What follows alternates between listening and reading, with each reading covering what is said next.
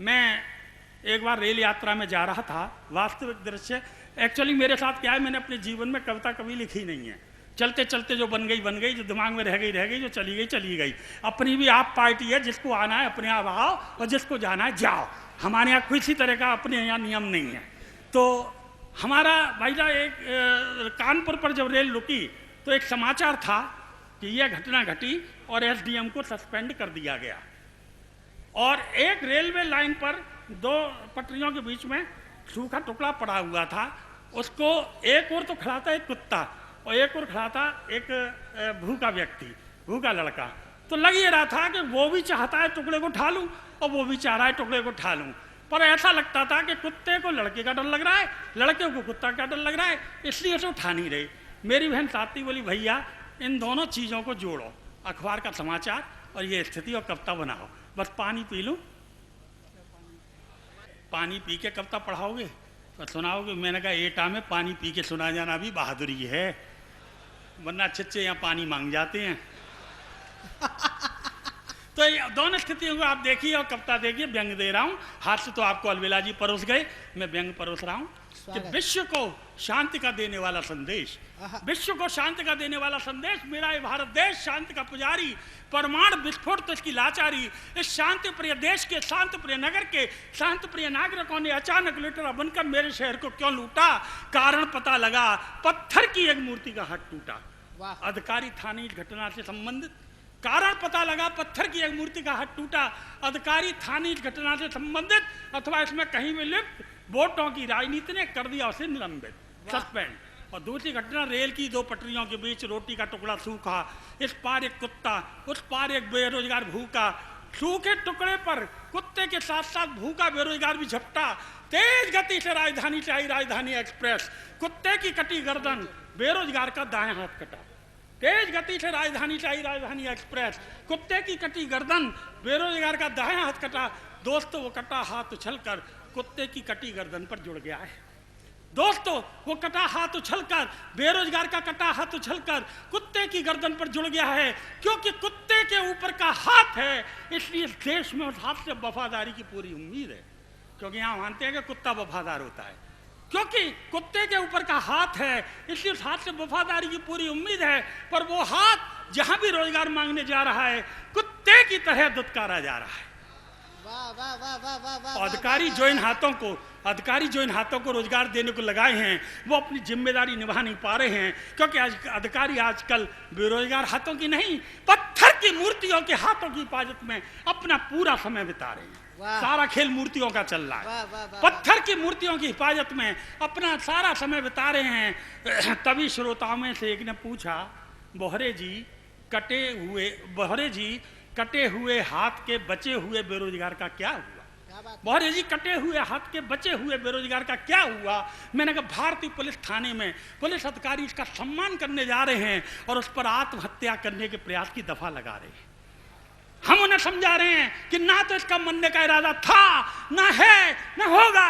कौन कहता ये भूखा बेरोजगार आत्महत्या करने गया था? अरे ये तो बेचारा भूखा इस पापी पेट की भूख मिटाने गया था। वाह, ये तो बेचारे पापी पेट की भूख मिटाने गया था। अधिकारी कह रहे हैं भूखा था, 5 स्टार होटल में जाता, कुत्ते की जगह राजा महाराजाओं वाला खाना खाता। हमने कहा सरकार रोजगार इसके पास नहीं, पैसा आने की कहीं से आस नहीं। अगर 5 स्टार में जाता तो ये बिल वहां का कहां से चुकाता? अधिकारी बोले बिल नहीं चुकाता तो क्या आसमान फट जाता? अरे ज्यादा से ज्यादा हमारे थाने में होटल से फोन आता, ज्यादा से ज्यादा हमारे थाने में होटल से फोन आता, हमारा कांस्टेबल जाता। पहले तो पुलिस का महीना जो आज तक आया नहीं है, पहले तो पुलिस का महीना जो होटल से आज तक आया नहीं है उसे उठा के लाता, और दूसरे इसको पकड़ के लाता तो इस पर सिर्फ भोजन के लूटने की धारा लगाता। समस्या इंस्पेक्टर के सामने खड़ी है, लूटने की धारा से आत्महत्या की धारा बढ़ी है।